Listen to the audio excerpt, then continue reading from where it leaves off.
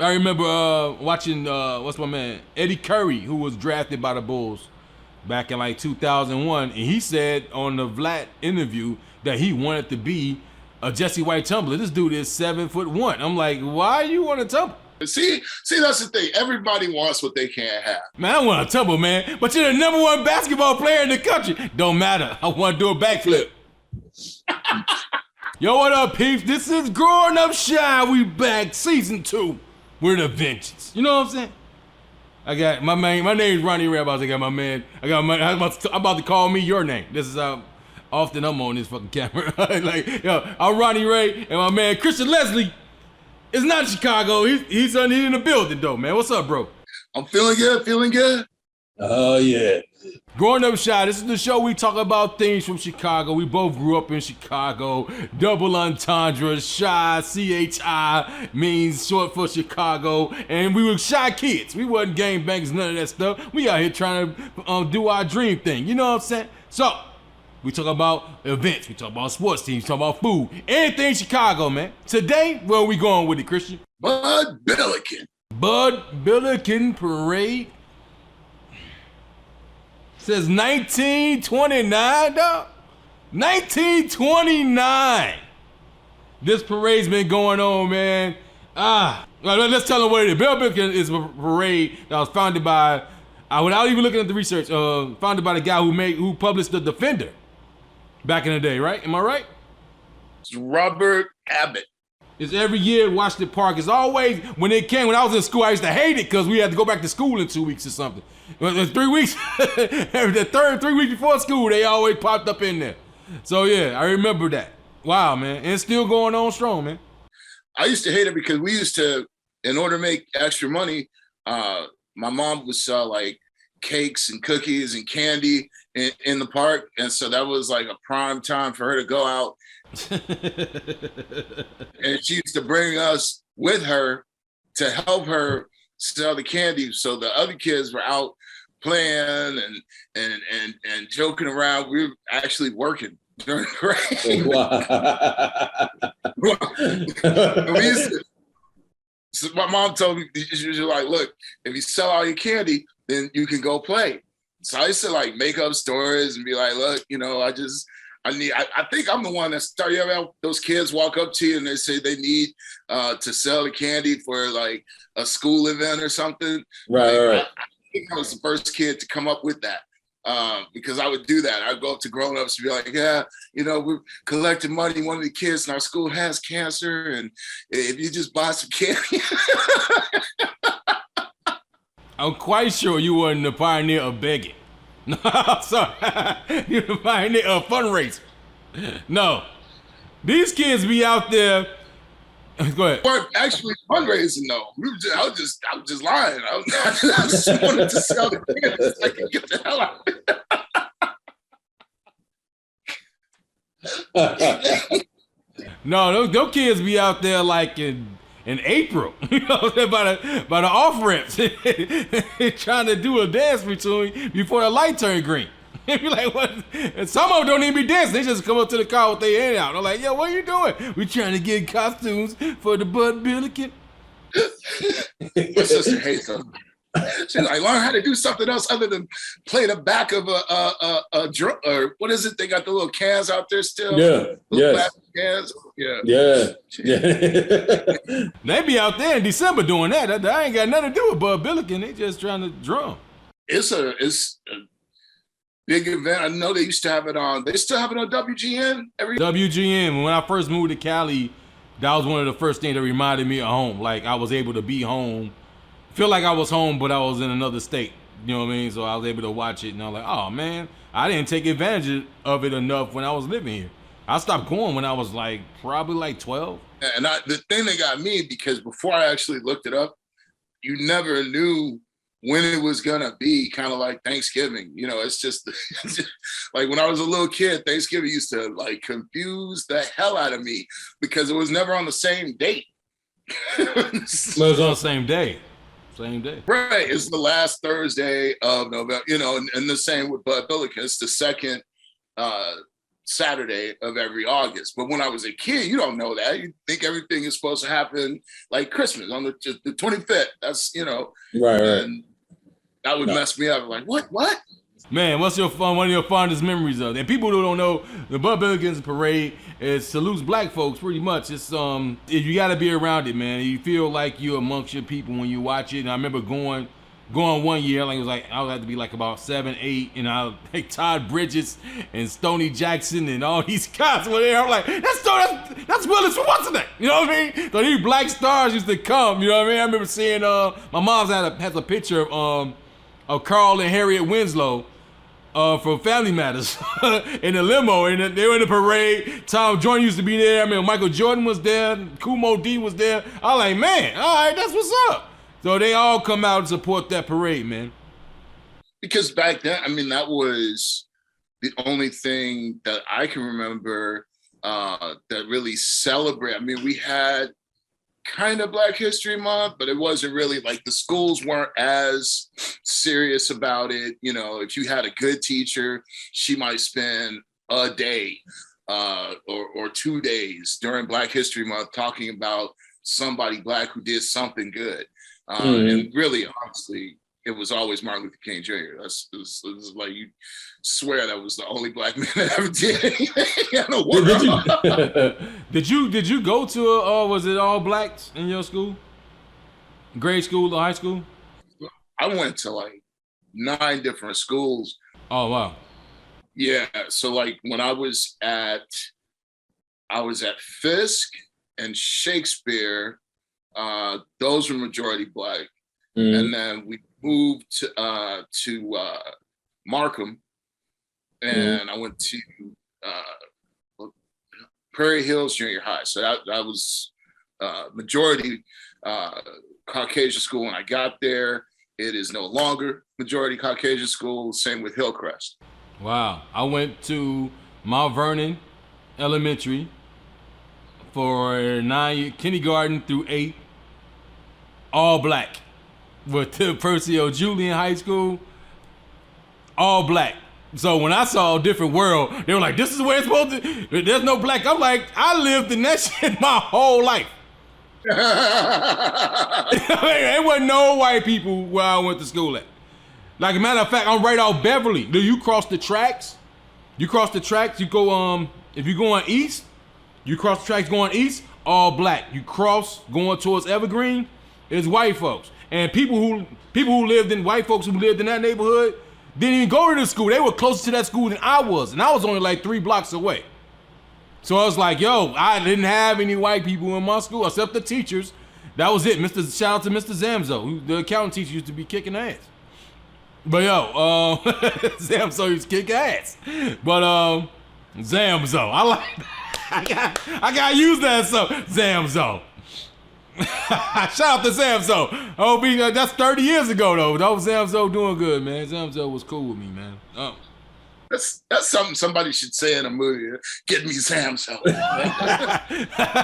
Yo, man, you better get out the hall. Here comes Zamzo. Mr. Zamzo. Mr. Zam. Shout out to Zam. I just thought about that. He was my uncle's accounting teacher, which is crazy. So yeah, to be around now, like, okay, it's like a celebration of us. And yeah, I didn't know anything about it then because I was always around. So I was always around it. So I was like, okay, this is just normal, but they just walking down the street and dancing and playing drums, and they go, I'll be sure or something.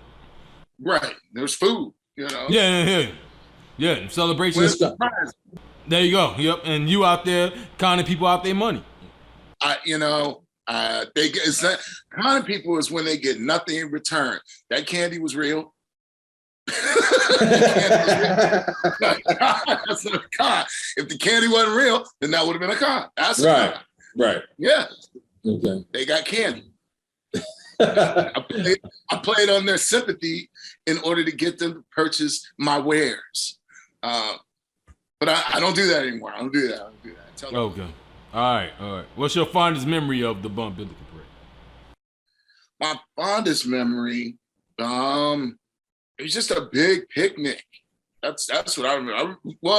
My fondest memory had to be the time when I got older, I could just go and I didn't have to walk around and try to sell stuff. That was fun. that was awesome. I ain't going front. When I learned it came on TV, I ain't going back. Sorry. I don't have a thing with crap. It's on TV. I ain't what are we going for? What are we going for? But then my boys went one year. They went one year. I was seniors in high school. Like, man, you should have came in. Women are. I'm like, oh, that's right. They are outside, and I am of age to get girls now, and I didn't even think about it. I ain't going now. I'm like a creepy old man now. Now's the time to watch it on TV. Now's when you Yes. I'm on the TV, on the tube. For stuff like that, they're like, see, told you should have had some kids. You have a reason to be there. I'm like, really? That's why you had kids? Can we make this baby? Why? I want to go to this parade in August. Like, no, it's not going to happen. Terrible reason to have a child. Yeah, I remember being a kid and going and having to take that walk. Like, you had to park, like, way out. You had to walk. It's like, I ain't want to be walking, man. No, like 6'7", walking, then you couldn't see everything and stuff like crazy, man. I ain't know. I was like, okay, they go some clowns, they go some tumbling. Yeah, it was cool, but then I got older. I was like watching it, like, okay, that's what I'm talking. That's pretty good. Pretty much black unity for a minute, though. Yeah, Jessie White Tumblers. I voted for him every time because he had the tumble group. Like he was running. What he was a senator? What was he? Congressman? He's the Secretary of State. Isn't he? Secretary of State. I voted for him when I was 8. As soon as I saw his name, I recognized his name. Vote for Jessie White Tumblers. What he wouldn't have? I mean, they were in everything. They were in movies, TV. Oh, every Bulls game I went to, they were there. Right. They were the show. Other than Michael Jordan, they were the best things that was going for their ass for a minute. I hope they're all right. They never really did any kind of documentary on them, which makes me wonder. It would seem like a very easy documentary. Is right there for the pickings, and WGCI or WGN would seem like somebody would do that as an easy assessment, and the fact that they haven't done leads it. me to suspect. Might have to write that idea down. And Jessie White Tumbler documentary coming soon. I was dating a girl and she stayed in an apartment complex, and downstairs was the headquarters for Jessie White Tumblers. I'm like, yo, you stay right here by the Jessie White Tumblers? It's incredible. I remember watching, what's my man, Eddie Curry, who was drafted by the Bulls back in like 2001, and he said on the Vlad interview that he wanted to be a Jessie White Tumbler. This dude is 7'1". I'm like, why you want to tumble? He said, I'd rather done that to play basketball. And see, that's the thing. Everybody wants what they can't have. You know, he's 7'1". How many times in high school or whatever, you know, you're on the blacktop, man, I wish I was one of those tall, you know, somebody is always wishing 7 foot tall guy wishing he could. Like, reach up and put that ball in the hoop and be quiet. Man, I want to tumble, man. But you're the number 1 basketball player in the country. Don't matter. I want to do a backflip. Yeah, but I remember that. That's one of the fondest ones I remember. I saw Todd Bridges. They advertised that 3 months. No, they were on the float. I was at the place and they were on the float right in front of me. And my cousin was going crazy. I'm like, yo, that's them from the television. That's dude from the Beat It video. You know what I'm saying? It goes to show that, I mean, back then, there just really weren't that many celebrations of African-American culture. There weren't, you know. And somebody asked me a while ago, like, why do they need the Bud Billiken Parade? I said, what else do you have? There's all kinds of parades for everybody else who lives in Chicago, you know. Everybody got parades out here, bro. Exactly. So why, you know, I'm with Mr. Abbott. Why not? Yeah, let's, you know. Do a biopic on that shit. You know what I'm saying? Like, we're going to throw a parade. Right. We got to do something. We're going to throw a parade. You sure, Mr. Abbott? Yes. Yes. Every second Saturday of August. Right. Classic. Now that'd be dope, though. Come I mean, it's better now. It's still, there's still things that could be improved on, but just every time I think about it, it kind of, it's weird. Like in our lifetime, thinking about back to those days till now, when you have so many different expressions and, television shows, parades, concerts, whatever, what have you. And again, for people watching, I'm not saying it's perfect. I'm not saying we've arrived or anything like that, but it is much better. You go from one to, many. But I know this is internationally known. I remember I saw Jessie Jackson, I saw Spike Lee there, and there's a lot of people that come out and it's like, yo, that's what's up, man.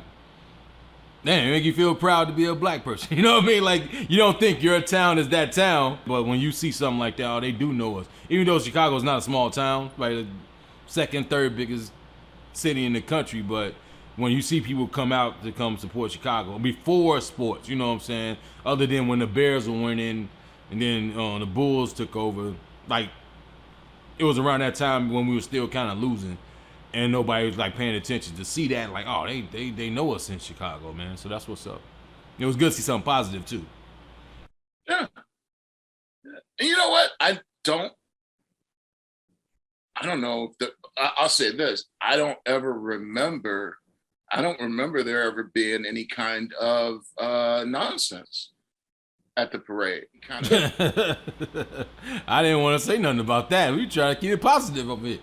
No, it's cool. It was cool. It was cool. I was a kid, so I don't know, but yeah, it was cool. I just in terms of it being just a totally positive thing, just something where people, it's like you didn't bring that to it. You had a problem or something, you left that back there somewhere. That's how things should be. Yes. That silent moment right now, that's how things should be. Non-violent. I didn't realize they had themes. I'm just reading their Wikipedia.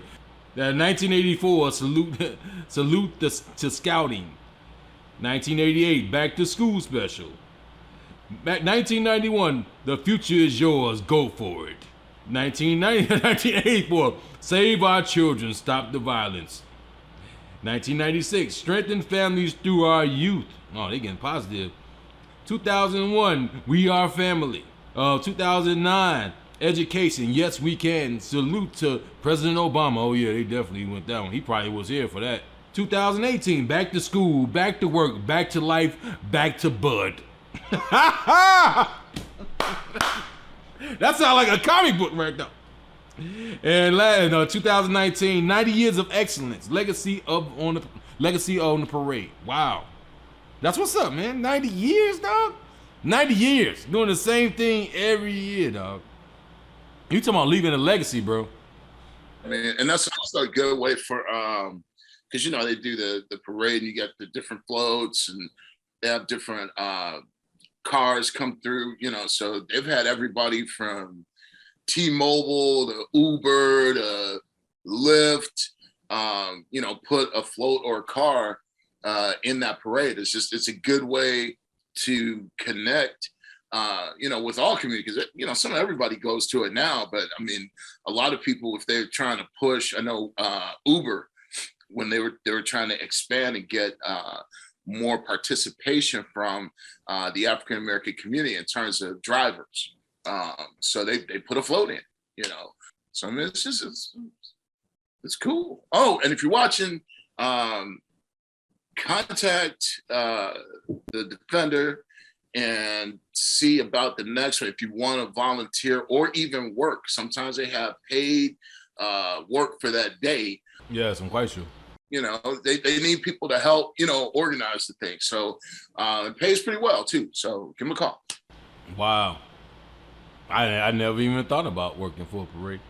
I just never thought. What jobs would you have? Like putting the things up to block the street? What do you do? Have you done the job before? Yeah. Oh, but tell us about that. So basically what you are is like you're helping organize the event. They assign you to a person. So let's say it's Mike and Jan from Frito-Lay. So you contact them, meet up with them, and then just make sure that they have everything they need to make their float or their station as great as it can be. You're gonna, meet up with whoever your coordinator is before you go and meet them. You get the contact number or a walkie, depending on your situation, and then you just go the rest of the day. Like I said, it's really PA work. They just don't call it that. Probably never produced a movie before, but that's, if you ever worked a movie set or a television set, you could definitely do this job because it's not that hard. Right. If you're unemployed watching this, go get a job. It might be too late because I think this airs the day of the parade. So you might have to go for next year. But you just remember, if you're unemployed next year, go to the Bud Billiken Parade. They going strong. So just go ahead. They going to at least 100, man. So jobs like that, a lot of people might think, oh, it's just one day, and it is just one day, but everybody's there to have a good time. Everybody's in a good mood, and you never know who you're gonna meet in that kind of situation. You might meet somebody who's working for Lyft or Uber or whatever. They're happy anyway. Ask for their contact number. See if you can extend that into something else. How long is the process? How many days do they take to prep? Well, okay, on the front end, I don't know because I just got hired as like a day. It's just like if you. Oh, okay. I thought you were there from the top, like, all right, 3 months. We're rocking this parade. I think they produce that pretty much. I think what they do, and this is just what I think, because I've seen other operations happen like this. They do the bulk of it in-house, and then as the date's approaching, they start feeling, okay, we need 5 people here, we need 10 people for this, and then they start putting out, whether it's Craigslist or whatever, they might, the crew at GCI, do a shout out to folks and say, come on, and it's decent pay. It's like $150 for the day, so probably more than that now. What year was that you did it? 18 or 19, one of those two. So 30 years ago. I'm quite sure they upped the pay since then. 2018, yeah. Oh, 2018 you did it? Yeah. Oh, I thought you did it when you was 18 or 19 years old. Oh, okay. It might still be sense. Okay. No, I didn't know anything about that when I was 19. No. It was like 2018, something like that, yeah. You see it every year. What would you try to make it better? Would you try anything you would try to make it better? I would just keep it going. Like, I think that, it's a parade. A parade's a moving, dancing party. So there's always going to be, things that we could do different or some we could have, but there's always going to be some issue with it. When I was younger, I would say make it, shorter. But the older I got, is like, no, this should be, one thing, see if we can stretch it out. Do a Bud Billiken week. I don't know. Right. The only thing I might take away because I don't want to see it. These little girls who be dancing, I don't want to see them twerking and dropping it. You know what I'm saying? That's not. You see the parents though. That's my baby, but I'm like, she is. I don't want to see it either, but I don't think they're gonna take that out. Was you a fan of the marching bands? I like the bands.